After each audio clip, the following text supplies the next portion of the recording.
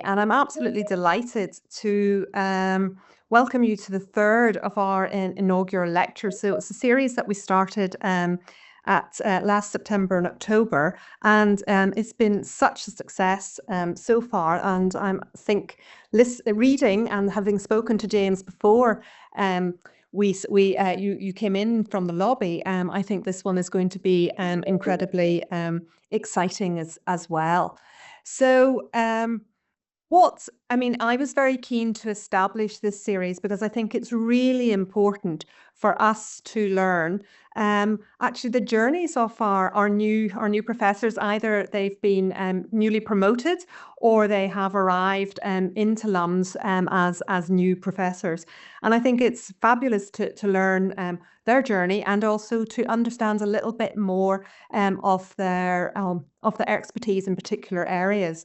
And I think what is so nice about this series is that we've had our first series was from accountancy and finance. The second was from economics. This is from marketing. So we're really getting a spread right across the school, but we're also beginning to see some interrelated themes that are emerging too.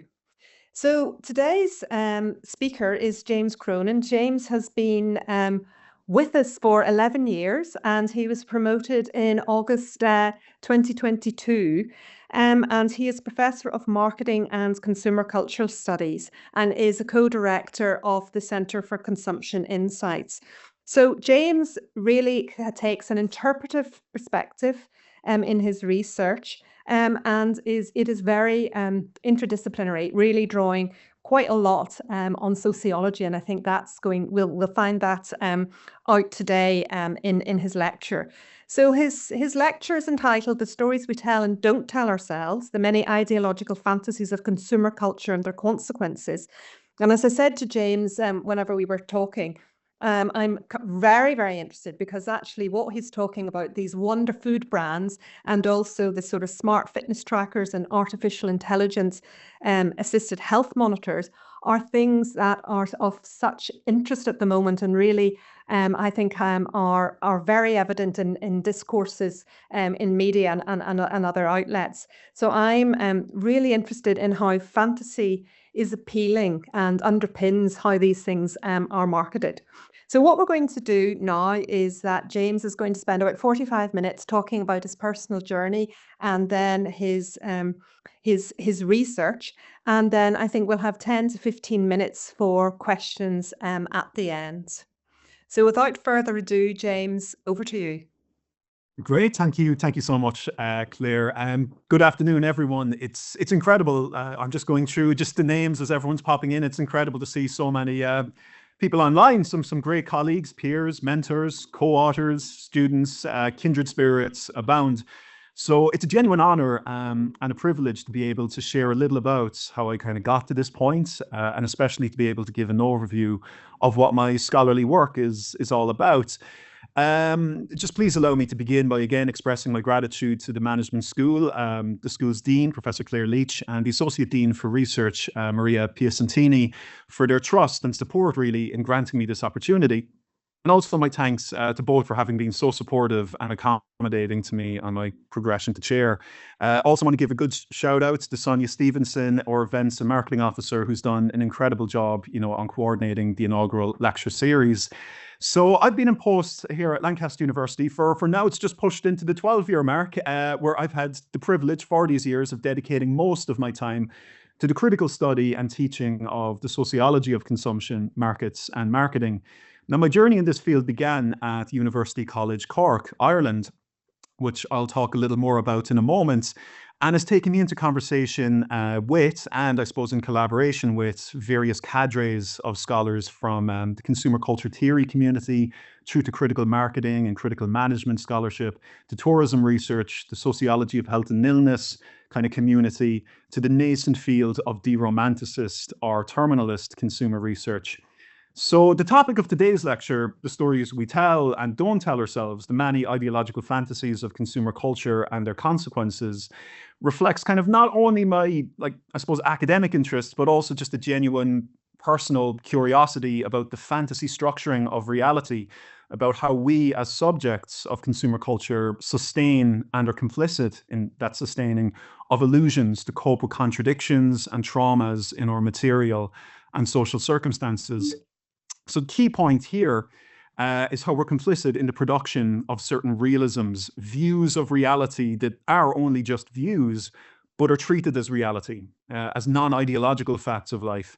I'm interested in how these realisms are not acted upon us by some kind of shadowy, totalitarian, big boss or autocratic figure, but rather under something like liberal capitalism, under liberal democratic capitalism, we ourselves become the puppet masters of our own hearts and minds. So how we as individuals commit to fantasies and untruths, no matter how irrational, how immoral, perhaps how unsustainable or exploitative or self-destructive they may be. Perhaps because they have therapeutic functions, or perhaps they're just fun, that they provide us with specific forms of enjoyment. It's a subject, I think, hopefully you'll find it interesting. And I think it's particularly increasingly relevant to today's political and cultural context, where I suppose in the global north, we have folks of a certain age that will elect to spend more time online than offline, where simulation and simulacra have outpaced what is genuinely real or authentic, where we're more likely to die from having too much to eat than too little to eat, where we're more likely to die of lifestyle-related illnesses than infectious disease. We're also more likely to die by suicide than by violence. So in some ways, we're in a utopian society, but we're also in a world where something like pragmatism is upheld as the absolute bastion of all progress, of all action. Today, we run society as a business. We think of its institutions purely in terms of functionality, efficiency, and short-term gain. No longer are we kind of a civilization of antiquity, of going back to ancient civilizations and groups where there were great poets, great sculptors, philosophers, warriors, and architects. No longer do we build monuments like the Pyramid of Giza or the Colossus of Rhodes or the Sistine Chapel. You know, we've moved beyond that. We're kind of more a consumer culture, as we'll talk about. And there's a problem with that because we see increasing evidence of the existential threats to civilization itself, whether that's climate crisis, as evidenced by heat waves, floods, droughts, and wildfires, as we've seen recently.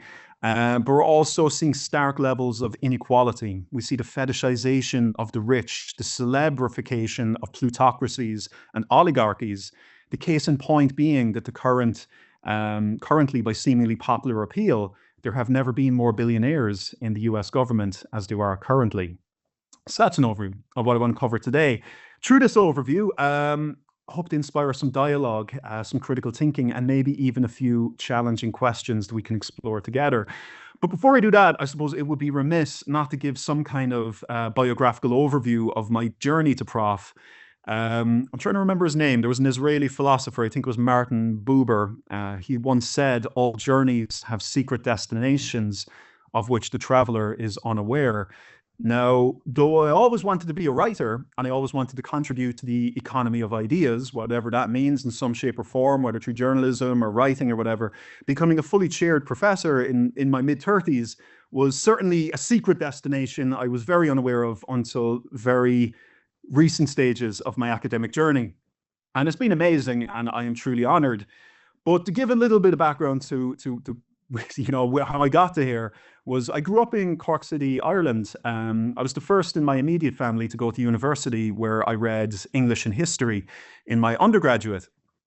So there I was really first exposed to things like Marxist philosophy, including really important concepts, things like material dialecticism, theories of historical progress, but also exposed to things like the new wave of continental and critical cinema, romanticism, postmodernism, post-structural writings of thinkers like Roland Barthes. It wasn't really till my postgraduate study that I began to focus on marketing per se, and the ontologies of the business school.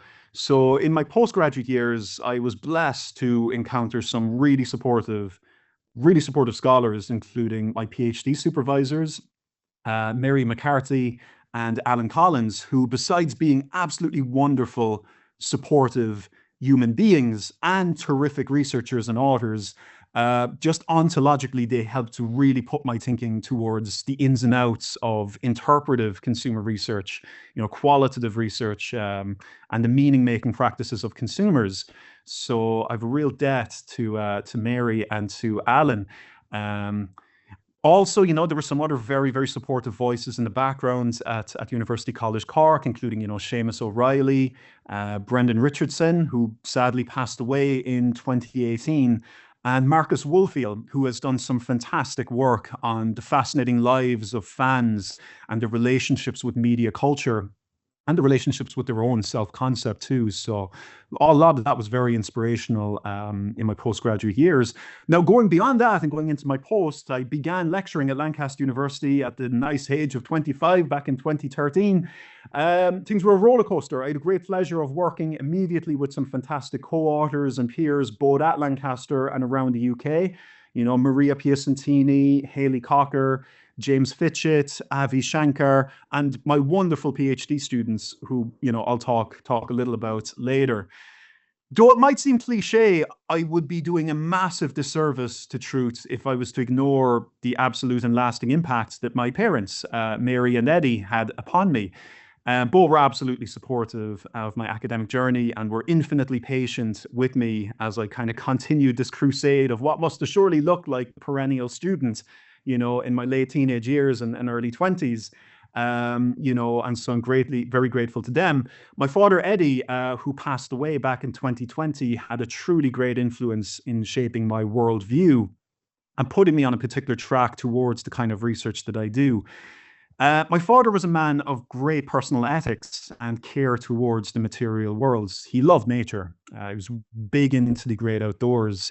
So he was massively into nature and its preservation. He was a great advocate for the underserved. Having contributed to charities his whole life, he raised money for good causes. He was on the side of humanity throughout his whole life. But he was a master of aphorisms, of witty observations containing certain moral truths. He would often say really witty things, but they just, had a way of sticking. Things like everything feels pain, hunger, and thirst. He'd oftentimes just say stuff like that if he was to witness any form of cruelty or misery or harm in the world, or whenever he would witness moments of avarice or wanton greed in the news or depicted in movies, he'd ask, how much is enough? Now, my father, he wasn't a political man in the sense that he did not subscribe formally to any kind of political, economic orthodoxy or ideology. He didn't really hold any philosophy in any kind of dogmatic sense. He certainly wasn't a kind of card-carrying member of any organized political party. In fact, he had very little time for political classes, but he had a great inbuilt sense of social justice, fairness, equality, and community. Having worked his life in life assurance, he was very aware of the kind of pernicious influence of bureaucratism in society, and he had this quiet suspicion of anything corporate in this world. Throughout his professional life, again, in that industry, in life assurance, he had seen an endless commodification of existential concerns, things like health and debt becoming a source of profit. He saw problems with corporate greed when this wins out over the welfare and vulnerabilities of the everyman. So, through a lot of this, it taught him about exploitative practices, and by osmosis taught me about this too, the kind of shallowness of profits over people, the kind of contaminating effects of bureaucracy, that type of stuff. So I think it's fair to say that my axiology, my values as a researcher have probably been as much, if not more so, influenced by, my father than by formal reading. There's a great quote from Umberto Eco. Hopefully you can see it on screen. Umberto Eco is a great Italian historian and philosopher, and he once said that I believe what we become depends on what our fathers teach us at odd moments when they aren't trying to teach us. We are formed by little scraps of wisdom. Now, these little scraps of wisdom represent kind of fragments of the father's unconscious, which are passed down to the child through not so much deliberate pedagogy or anything like that, but through slips of the tongue, gestures, moments when the father is unguarded. And so my father's cautionary notes about bureaucratism, greed, materialism, etc., certainly set an influence there, and I think, plays out quite a bit now in the type of research I do. So you'll excuse me for oversharing. It could be an opportunity to talk a little about, what I studied, my postgraduate, etc. But again, I would say axiologically, I owe great debt to these kind of little scraps of wisdom that my father bestowed upon me. So like I say, my journey at Lancaster, it's now just moved into the 12-year mark, just literally as of this month. Started lecturing at age 25, became professor when I was 35, 37 now. So what I want to talk a little about, though, is to really go into the notion of ideology today. That's the main thing I want to focus on today, and specifically marketplace ideology, which is one of the main theoretical agendas of consumer culture theory. Now, consumer culture theory, a lot of folks here, I can see from folks attending, will know what that is. Others won't, but in a nutshell, it's now become a very well-established and global subdiscipline of marketing and consumer behavior that centers attention on maybe the sociological and anthropological basis for how humans engage and interact with the material and social worlds around them. Now, one of the great things about consumer culture theory is its openness to revival and restructuring. Its researchers regularly demonstrate this commitment to reflexively introspecting upon themselves, problematizing the field and reevaluating our own institutional assumptions and legacy. What's sometimes called the heteroglossia of CCT promotes a culture that's welcoming of self-critique, of moving, studies of consumption further along.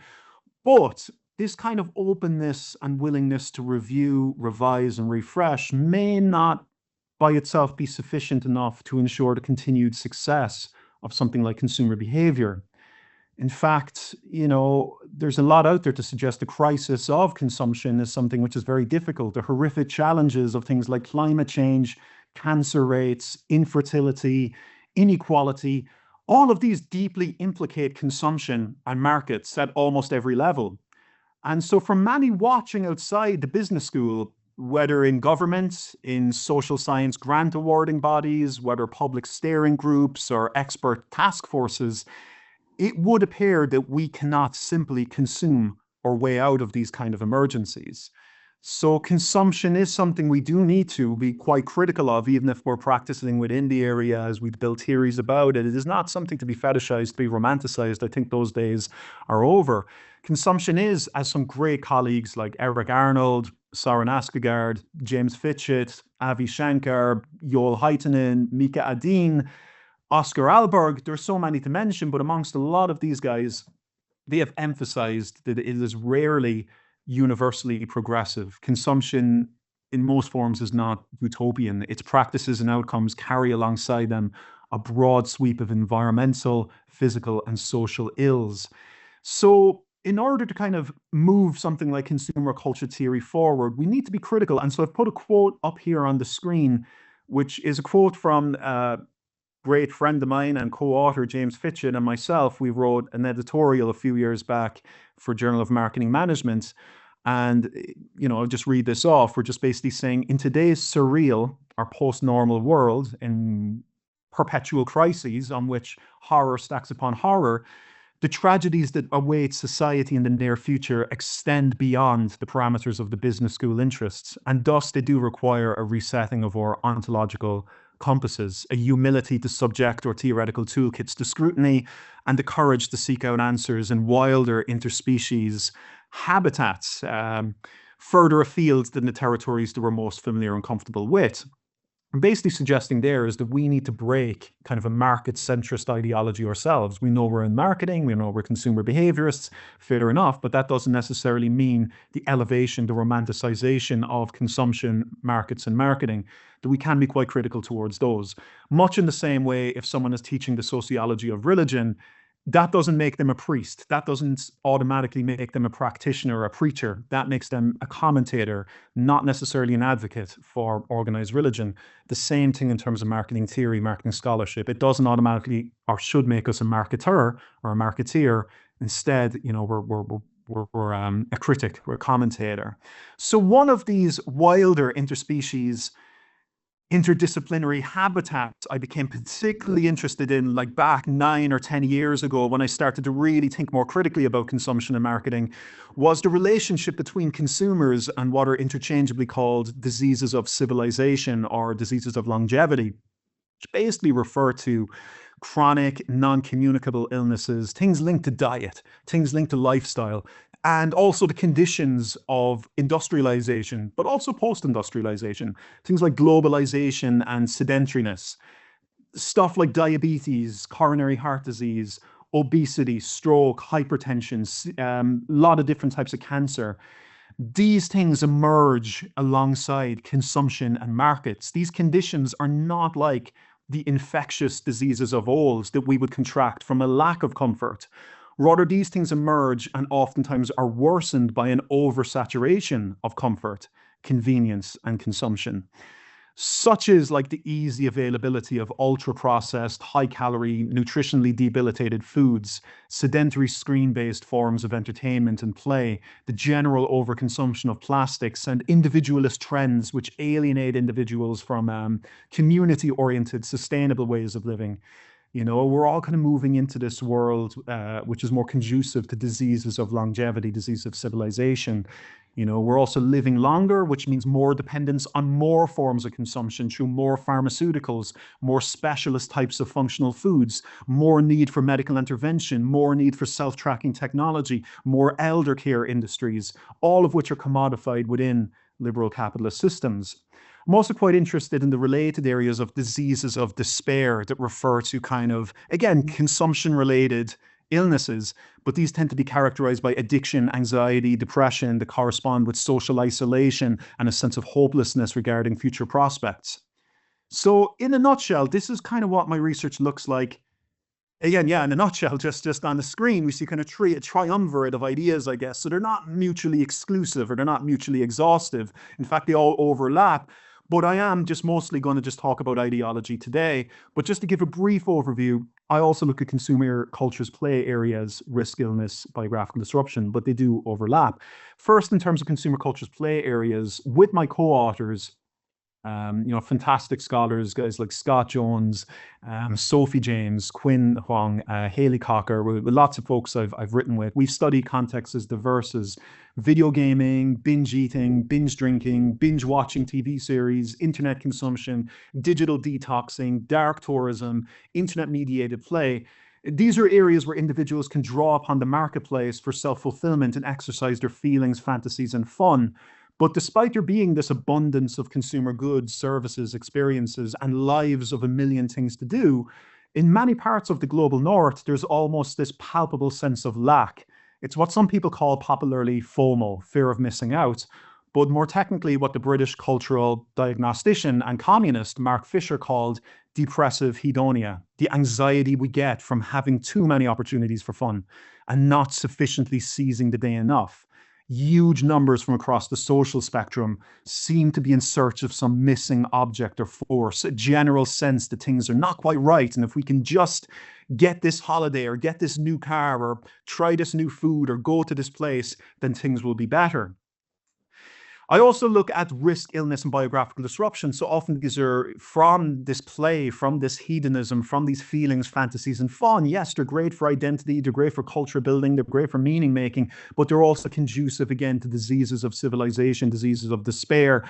And I draw from the sociologist Michael Burry's concept, biographical disruption, of how they break down and affect our life course. They interrupt our identity projects. They introduce new and unthought of subjectivities that we need to kind of contend with, and they affect our material relations with the world. But most of all, what I'm going to mostly be talking about is marketplace ideologies. Now, here I'm interested in the fantasies which ensure that most things are seen, treated, and managed as markets. So whether education, healthcare, funeral care, housing, romance, or employment, basically the illusion that props up the logic that it makes absolute perfect sense to treat everything as a business. What Mark Fisher again calls business ontology. That it makes perfect sense to run government as a business. It makes perfect sense to run schools as a business. It makes perfect sense. When we forget these things pre-existed business in some cases, or they existed independently of them for centuries, sometimes millennia. But suddenly we're in this society where it makes perfect sense that, you know, the best politicians, the best policymakers will people that cut their teeth in enterprise and business. The best medical doctors are ones that operate according to efficiency. The best teachers, the best researchers, again, operate according to utility and functionality. Now, I do recognize that having that business ontology, it's good for encouraging demand. It's good for fueling economic growth and innovation. But it also masks certain contradictions, such as inequality, precarity, anxiety, depressive hedonia. It places profits above social relations. It's detrimental for our physical and mental health. We see this in the UK with its sugar epidemic. In the UK, we no longer have a Ministry of Food, and we haven't for a number of decades. So food has become completely delegated to the marketplace. It's no longer about the dietary health of a nation. It's the consumer interest in things that taste good or will have some kind of functional benefit. And what that means is ultra-processed foods constitute approximately 57% of the UK's total energy intake. And that's including huge amounts of hidden sugars. Ultra-processed foods, which are rich in sugar, are now more ubiquitous and accessible in the UK than traditional whole foods. What does that mean? Well, it means about 10% of mortality or morbidity in the UK each year is attributed to a diet-related illness, death as well too, mortality and morbidity. An estimated £6 billion is spent by the NHS every year on that kind of diet-related problem. There's 30 million alone is spent on pulling out children's teeth due to tooth decay from sugar. As George Orwell, the great dystopian writer, once presciently stated back in the 1930s, we may find in the long run the tinned food is a deadlier weapon than the machine gun. So, what am I kind of interested in? Let's go from there. Now, there's a great quote from the conservative American political theorist and author of a great book called Liberalism and Its Discontents, Patrick Deneen. It's a lovely quote: "Material comforts are a ready salve for the discontents of the soul." It basically means even though life securities, social securities, necessary human securities, things like healthcare, education, housing, these have been so heavily privatized and commercialized, pricing much of the UK out, that British middle classes have kind of become deluded to focus instead on the increased capacity to purchase expensive items, what are called vanity items. These instead perpetuate a false sense of material success. It's a great quote from Ezra Klein in the New York Times a couple of years ago. She said, basically, in the 1960s, it was possible to attend a 4-year university degree debt-free, but impossible to purchase a flat-screen television. By the 2020s, the reality was close to the reverse. Now, that is a fantastic quote. And when I read it, it brought me right back to the 1937 book, The Road to Wigan Pier by George Orwell, where George Orwell said something very similar back in 1937 originally, where he said 20 million people are underfed, but literally everyone in England has access to a radio. What we have lost in food, we have gained in electricity. Whole sections of the working class who have been plundered of all they really need are being compensated in part by cheap luxuries which mitigate the surface of life. So this is certainly true that, again, if we think of in terms of like food, we once had the Ministry of Food within the UK. Its whole purpose was kind of to keep food prices low. It would offset food price inflation. It subsidized affordable urban social eating places. It employed nutritionists and dietary scientists to ensure the best advice is given. It took stake in restaurants, establishing what were known as the British restaurants, which were public-owned, cost-controlled high street cafes and diners. All of that's gone. It's all been firmly moved into the for-profit private enterprise of, food industry, I suppose, which is the thing. Second, weak capital investment in the National Health Service has resulted in patient backlogs, extraordinarily wait times in hospital emergency departments, and the virtual disappearance of entire services like socialized dental provision. Before Christmas, The Guardian reported that even though decaying teeth pose a major public health issue, only 40% of adults in England have been seen to by a dentist in the past 2 years. In the vast majority of cases, patients have turned to performing DIY dentistry on their own teeth because they cannot get health service funded care or they cannot afford to go private. So we've seen the decimation of that. We've also seen entire town councils, including Nottingham, Birmingham, Slough, Northamptonshire, Northumberland, and Croydon. These have all gone effectively bankrupt in recent years and forced to sell off all of their assets to private markets, meaning more than 6,000 local services, including libraries, swimming pools, sports pitches, have been lost since austerity began in 2010. In May 2022, a stone's throw from the elite fee-charging Eton College, the borough of Slough was ordered to sell off all of its assets in the wake of being forced to declare basically the equivalent of bankruptcy. Sold off its public libraries, all of its children's centres, its community hubs, and what remained of its council housing stack. We've also seen the frightening slide of higher education institutions away from being public research and civic education centers. We've seen them move away into for-profit, market-driven degree mills. It's often overlooked that between 1962 and the 1990s, higher education in Britain was basically free with various council grants. This was the case until 1998 when the new Labour government introduced fees of £1,000, increasing them to £3,000 a few years later till they've skyrocketed to whatever they are now. In 1998, basically this idea to abolish mandatory student grants and to reintroduce fees was famously decried by the Liberal Democrat leader Charles Kennedy as one of the most pernicious political acts that has ever taken place. Now, that perniciousness of political decision-making that we simply tolerate as, oh, well, that's pragmatic, or that's a fact of life, or that makes perfect sense, or it's inevitable that that would occur, is ideology at its purest. Ideology functions when we say there is no alternative, that pragmatically that is the only solution. TINA, T-I-N-A, there is no alternative. When we think in terms of TINA, we're in the depths of ideology. When it makes absolute economic common sense, that is ideology. If we weigh up the pros and cons, there is always a conversation. But unfortunately, we've now moved into this type of Orwellian future where, increasingly we've given up all of our access to basic human securities, but instead we're kind of given the therapeutic relief of consumer goods, of flat screen televisions, of smartphones, of social media profiles. These have all provided us with a ready salve for discontents of the soul. Now, I just want to really mention really quickly, I have some fantastic PhDs which are under my supervision currently, like Irina Obiada, who's doing wonderful research, Ziyi Yang, who's doing some great stuff, and Kate Doubtwaite, who's doing some fantastic stuff.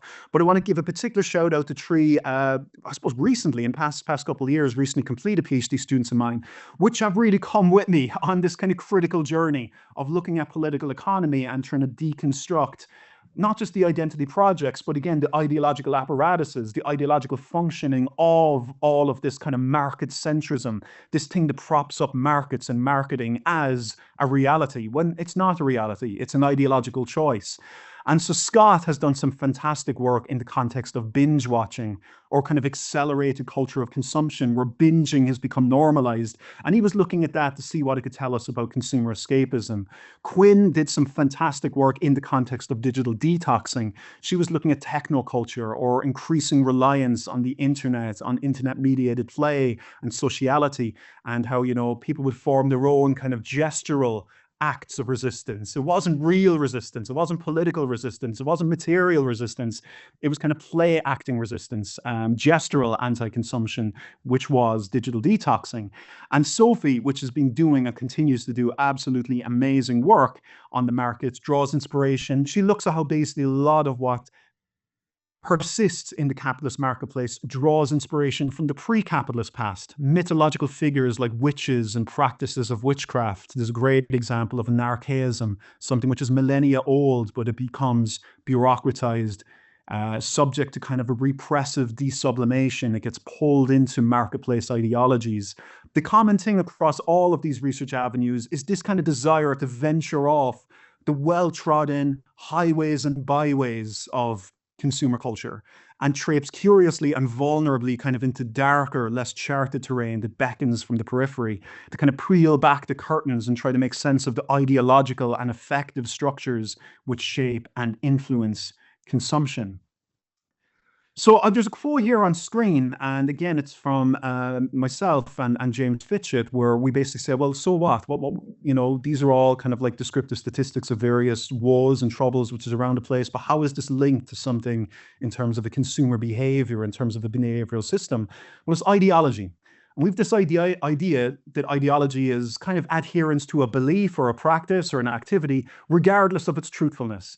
It allows us to stomach our realities. It provides us with a future that we can bear. Distortion is written into ideology's very essence. But unlike, say, Marxist scholars that would view ideology as kind of like a false consciousness that's pulled over our eyes, that we're kind of fooled into it, we follow philosophers like the Slovenian philosopher Slavoj Žižek, who says ideology is actually something we elect to do. It's something we elect to keep. It's something we personally need rather than a tool that others use. So market actors succeed not because they're able to induce consumers to believe what is false is true, but quite the reverse. Marketers, marketing managers, the practitioners, the technocrats of the marketing institution achieve so much more ideological power by allowing consumers to consider the truth as false and unreal. By this, we mean theorists must approach the collective functioning of the market as a realm of conceivability that shelters us from its hard truths. To put that into practice, I want to talk very quickly about food, plastic, and cyborgs. All right. In terms of food, first you're thinking, all right, so food, right? We eat food, it either tastes good or it doesn't, or, we eat it for health or whatever. But how is that ideological? It's a material, biological reality. Nutrition, it's fact, right? Well, it's probably the most ideological part of our consumption. The food marketplace exists within what Slavoj Žižek calls an era of decaffeinated belief. A world where we believe that we can basically experience all the pleasures around us without encountering any of the negative consequences. We can basically decaffeinate our food. We can decontaminate our food of all consequences. We have this kind of fantasy that we can disabuse most consumption of their harmful properties. So, like, eating on one side has become fetishized as a gastrosphere, obsessed with decadence, hedonism, these kind of carnal images of food is almost a sexualized thing, right? But on the other side, eating has been constructed as a highly responsible, health-driven, economic practice that we should approach rationally, mechanically, earnestly. But rather than those things collapse as a paradox, as a contradiction, as a juxtaposition, instead they're supported and kept in kind of orbits together, true fantasies, true kind of ideological fantasies. This reconciliation of the two exists again as what Zizek calls this kind of decaffeinated belief. It's basically the belief that again, we can have all the coffee we want because it's already decaffeinated. We can have butter without the cholesterol. We can have beer without the alcohol. We can have tuna without the ecological destruction. We can have meat without the animal cruelty. How we make meat from scratch, in vitro meat or insect protein or something. And that sounds very scientific and very factual, but again, it's ideology at its purest, because all of this, all the benefits from this is the market. This is all value-added processing. Value-added processing is celebrated as forward-looking. All this idea of this high intake of highly processed foods and low intake of minimally processed foods, well, that's a recognized that's a recognized dietary risk factor anyway, So, like, we see this play out. We see things like Coca-Cola can be healthy. We see it through Coca-Cola Plus, where you can get a load of your vitamins and minerals from it. We see, again, cruelty-free chocolate, guilt-free chocolate. So the idea is the consumption becomes almost a utopian solution to its own problems. The perseverance of thinking that the answer is always more consumption, albeit in newer, more processed, more innovative, more inspirational, more captivating forms. When we know that historically, if you kind of want to eat well and get the best out of your food, the less you mess around with the market, the better. The more, autonomous you can be. And if you can't access that, again, it's to kind of master something like cooking and to try to cut down on ultra-processed. But hegemonic, I suppose, the mainstream ideology is instead something like nutritionism, the philosophy of marketized nutritionism. So here we have these twin ideological fantasies of market-centered pragmatism, first of all, which is the belief that, well, the market, by processing this, is the most pragmatic way of getting everyone healthy. It's not realistic to think we can get green foods or local foods or organic foods to the whole world. We can't feed 7.8 billion people that way, so you're unrealistic, you're thinking wrong. So the most realistic, pragmatic thing we can do is process the hell out of food and bake in its nutrients. That is market-centered pragmatism. So there is this kind of fantasy that rather than governments, rather than even sociologists, rather than agricultural technicians, rather than just kind of like the folks that are around food in its basic sense, then actually the market becomes the most pragmatic entity the consumers should entrust their diets and ethical responsibilities to. But again, that's just a fantasy. It actually deflects from the one truth that the food industry does not care about nutrition or health or pleasure or satisfaction or anything like that. I mean, that's a way of selling by saying this is healthy or this is healthy, but it's not their key motivation. Their key motivation is shareholders. So their key objective is the reproduction of the politics of accumulation and market growth. Everything else in terms of the availability of healthier food, etc., is just a form of marketing. But it's effective because we end up thinking that, wow, well, this is far better than, say, well-meaning but slow-moving governments and policies. Wow, these kind of bureaucratic institutions, let's not delegate to them. Let's rely on entrepreneurial movers and shakers. And increasingly, you see this kind of Silicon Valley attitude to food. You see these modern kind of superfoods, which are entirely engineered. So I won't mention any in particular, but there's various brands which have become completely synthesized, where they have all of your macronutrients, your micronutrients, your phytonutrients, all the minerals you need, completely baked into these offerings, which are nutritionally complete. But then that follows the fantasy of nutritionism. The fantasy that nutrition is purely what you should think about with eating. You shouldn't think about cooking. You shouldn't think about where the stuff is sourced from. You shouldn't think about any of this. Rather, you should just think in terms of carbohydrates, fats, proteins, etc. But if you just think in terms of carbohydrates, fat, sugar, etc., then a Snickers bar is probably going to have more protein content and the addition of a few more vitamins than an apple. And so then it makes more sense to eat a Snickers than it does to an apple. Again, the only person this benefits is the market. The fantasy of a nutritionally reductive approach to food, it hinges on consumers' inability to determine the healthiness of food themselves. You delegate that right over to producers who declare things in medical scientific measurements, calories, carbohydrates, vitamins, but they're easily marketable. You can make the subject particularly susceptible to food marketing strategies. Low fat, high in protein, low in sugar. Doesn't matter that you're processing the hell out of these things, and these are now becoming ultra-processed foods and are going up in risk factors for various things. The consumer just sees that these have become healthy ways of doing it. Something else we've looked at is the idea of plastics. Earlier on I quoted from the editorial where besides diet-related catastrophes, one of the tragedies of consumer culture is our over-reliance on plastic. And so I've been working with the Plastic Packaging in People's Lives project for the past few years. And part of that has been looking at households and how consumers engage with plastic in a lived life. Realize there's various fantasies which surround plastic, which engineer its perpetuation.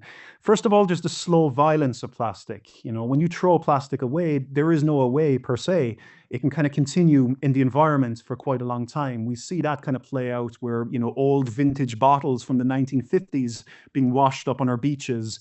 There's also things like, that the area where the 1969 music festival Woodstock was held, there's still bits of plastic turning up in the soil whenever, archaeologists go and investigate the place. So plastic lives on. It's not instantaneously violence to our society. It's got a slow violence. Also, too, plastic is rarely a driver of our consumption. We want our Coke, we want our new car, we want to watch a DVD, we want to watch TV, we want to send an email, we want to do these things. We don't think of plastic, but plastic rides alongside the products, rides alongside our consumption like a passenger.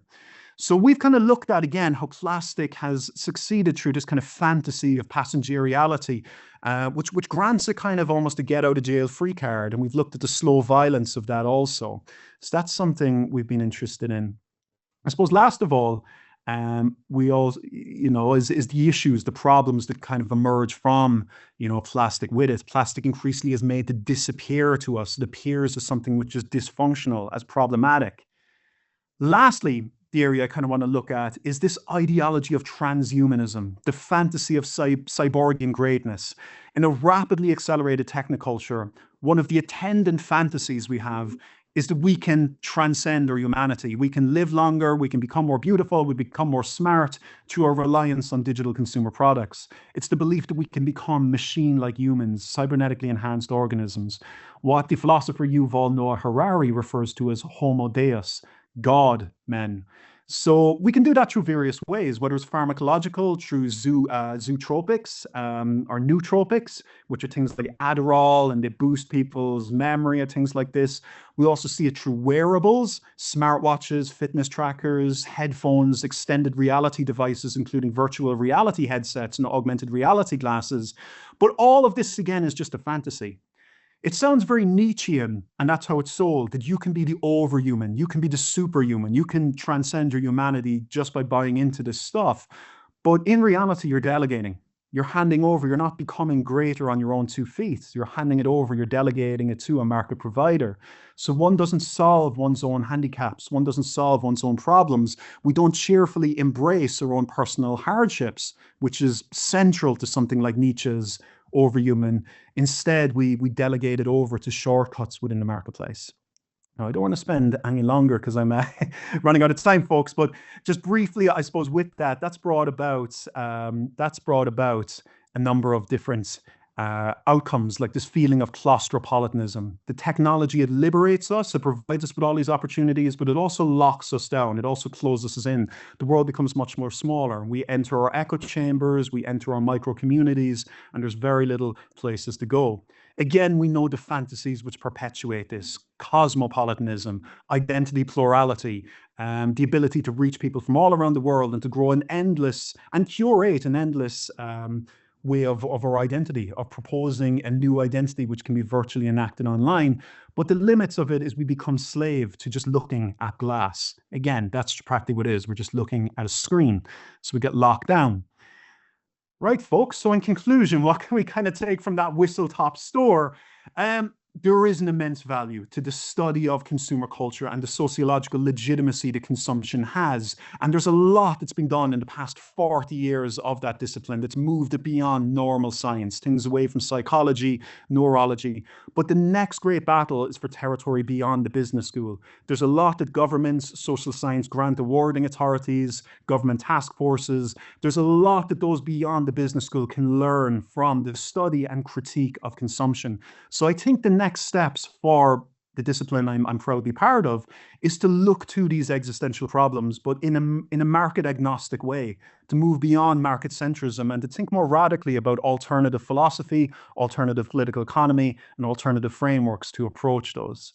So that's it for me, folks. Thank you very much. I just want to finish up because I think I run over by a few minutes. Thanks a lot. Thanks, James. And don't worry at all about running over slightly. I think that was a wonderful articulation, actually, of the paradoxes and tensions that contemporary consumption actually is facing. And I don't know whether to be completely depressed or not, but I think I must be in a constant state of delusion. And because we buy into these, as you say, these ideologies, but yet there is that very dark side. And what I think you have really very eloquently argued for is that we need, and actually it's incumbent upon your discipline to actually interrogate these challenges much more, so that we can hopefully come to a better understanding and come up with some real world answers and policy ramifications that will actually help address some of these tensions that we're facing at the moment. So yeah, well done. Thanks very much. So we have got time for some questions. Anybody like to pose? Let's see if there's anything in the chat. Anybody like to ask James any more detail about any of some of the research that he has been doing?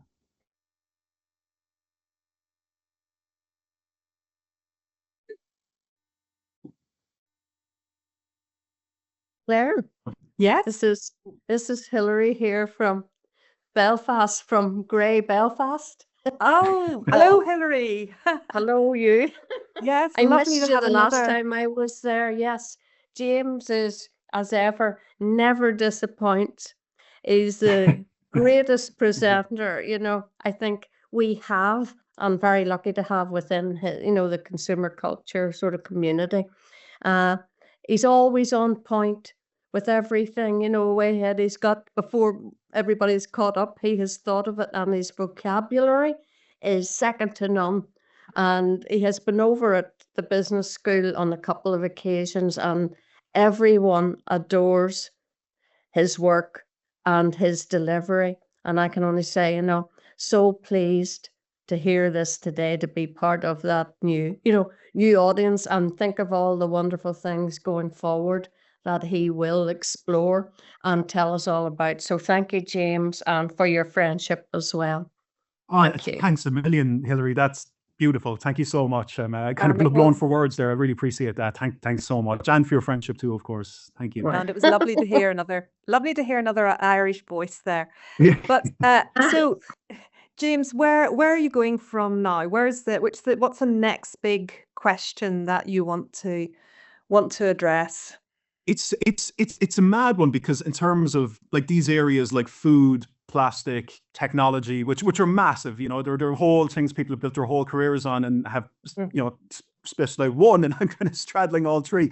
I kind of tend to remain just within those contexts, and what I'm always very excited about is cultural theory, of finding alternative explanations or alternative, not solutions. I think that's one of the things to help us think of the most radical ideas, are actually kind of breaking from a solution mindset to more of a problematization, because it's only kind of past the point of almost hopelessness where we do get a little depressed at first, that we start to think really kind of innovatively about potential ways forward. Excellent. Well, I think Marcus wants to make a comment or ask a question. Well, Hey, Marcus. So, hey, going back to, I'm not Irish, but we know us from Cork, way back the days. Thing is, when you talked about the cyborg, I was immediately thinking, shouldn't we actually move on and talk about AI in this way? Because I often edge up here at the Montfort, because mostly when everybody praises here AI, I was mostly talking about anybody who uses artificial intelligence just tells me he hasn't got the human intelligence to solve the problem or do the job. But it seems to be there's a blind reference to it. So nobody really takes it on. Everybody praises it, even legitimizing what was previously actually called, academic fraud. If you use an exam things, no, it's not. But if you use AI, it's fine. Seems to be that it's getting worse, and that's a problem. It's a great point, Marcus. The whole thing with artificial intelligence, and I haven't waded into it. Again, it's our next existential challenge, I guess, and there's going to be far greater minds, even online here, that would address it. But I agree. I think in terms of the cyborgian philosophy, it follows a lot of its fantasies, again, of this kind of greatness, or we can achieve more, we can write better, or we can enhance something, while we're actually lowering ourselves. It's a form of delegation. Some folks write that off. They say, oh, well, with the calculator, we didn't lose our arithmetic ability, or with a word processor, we didn't lose our ability to coin words or whatever. I think this is different. This is such a level of delegation to something which has never existed, that it does shorten our humanity in terms of our possibilities. So I think, like, I've seen folks which have looked at things like heteromation, like not so much automation, but when we think we can work alongside AI and be equals, this kind of utopian, techno-utopian view. But again, it's very rosy, very kind of utopian celebratory. There is space, I think, there for a lovely critical take of, the fantasies of that, that we're essentially enculturing something which will be infinitely smarter than the individual in some ways. Or maybe not, is it too? But it's a great avenue for conversation. It's lovely to see you too, Marcus. It's been years. So thanks for the question. We've got a question here that's from Anja Schulka. Has marketized nutritionism been shown to have an impact on dietary guidelines? So quite a practical take there, I think, James. It's a really good one.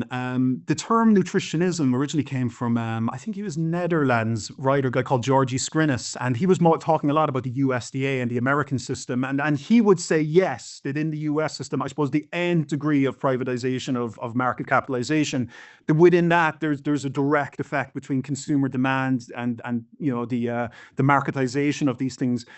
In UK, it's creeping in. It's seeing more, but in kind of roundabouts ways, that you do have your traffic light system and these kind of things policy have had to sign off. But the difficulty is more, again, in almost the silent or long-term violence. It's like when you see terms like nutritionally complete, No, that's not the most accurate thing, because it's a situation where, yes, if you put all these nutrients together, it is nutritionally complete, as a thing. But whether that's actually bioavailable, whether your body actually uses those nutrients, because they're far more bioavailable in their natural states, or if they're cooked in particular ways, perhaps they're lost. So I know I'm kind of digressing and going down a very specific route, but I guess what I'm saying is, in the US, I think definitely, and there's other authors have written about that, but we're seeing it creep in a lot more in the UK. It's a great question. Yeah, no, I think actually from the questions and the observations, it's been a wide-ranging talk with a lot of interest. I'm just looking at all the names. There are some fantastic folks actually here today, so thanks so much for attending. Actually, everyone, there's too many folks to mention. Oh, I'm sorry, Suzanne, that we don't seem to be able to hear you. Ah, what a shame. Maybe that's a question, James, or an observation that you can take up offline, unfortunately. Yeah. I think that's such a shame. So we've had a wonderful, I think, exposition and a fantastic lecture, James, where you have really nicely, I think, balanced quite difficult and complex theoretical ideas, and given a really lovely practical demonstration as well of those for those of us who aren't in your discipline area. And of course, this the benefit and joy of having these inaugural lectures means that it's not just academic staff, but actually it's a wide-ranging audience. So I think you will have managed to convey these ideas very, very nicely.